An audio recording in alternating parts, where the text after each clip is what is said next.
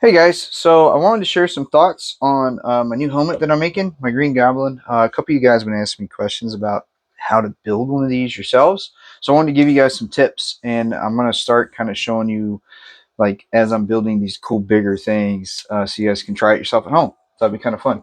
So this helmet that you see here is actually made of, this is 4 pieces. I've got 2 other pieces. I'm redoing the back and I'm redoing the jawline to make them a little bit thicker. Printing on this is PLA carbon fiber. I like the carbon fiber. It's got that nice, cool black look. I use that for a lot of my pieces that you guys see. I use that because it's a lot stronger. It has better heat resistance than the standard PLA, and it's really nice to work with. I mean, you can see I can actually just sand it pretty good. I mean, it's pretty strong material. I like it. So there you go. Anyway, these 4 pieces took about 5 days to print. After that, what I did was I took epoxy. I used the 2-stage epoxy, just the Gorilla style epoxy, and I take a lot of rubber bands and I kind of pieced all this together to get it to where it is as you see now.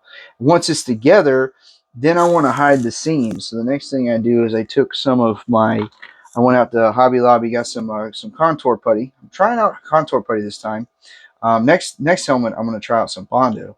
But with the contour putty, as you can see, I just use my fingers and I filled in all the gaps that you can see, all the imperfections where the printer kind of might have screwed up on these long prints. Filled them in with my hand, took out some sanding paper, and I sanded it. Now, I did it a couple of different ways. I used just a regular block sander. I also used just my hand with the sander itself. Nothing too aggressive. I'm trying to get this.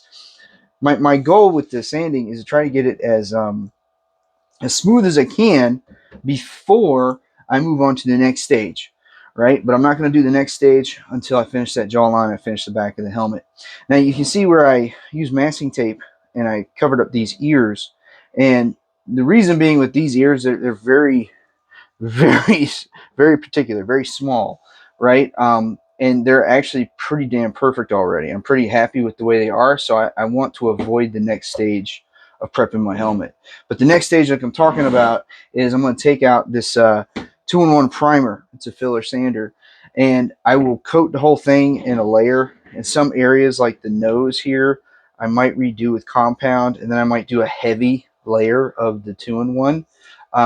Because this stuff is made for car stuff. It's great because afterwards I'm going to sand it smooth again, and then that second coat is going to be, perfection. When I'm done. After that second coat's finished, then I can begin to get my mask and get all the final details in line. So I've got a lot of work to do on just the helmet, and then I've got the rest of the costume to build, gauntlets, and you know what. So anyway, I just want to share some cool thoughts on how this works for all you 3D print enthusiasts, and I'll come back by soon and with more details and more stuff. I'm starting to show you how I do more of these builds.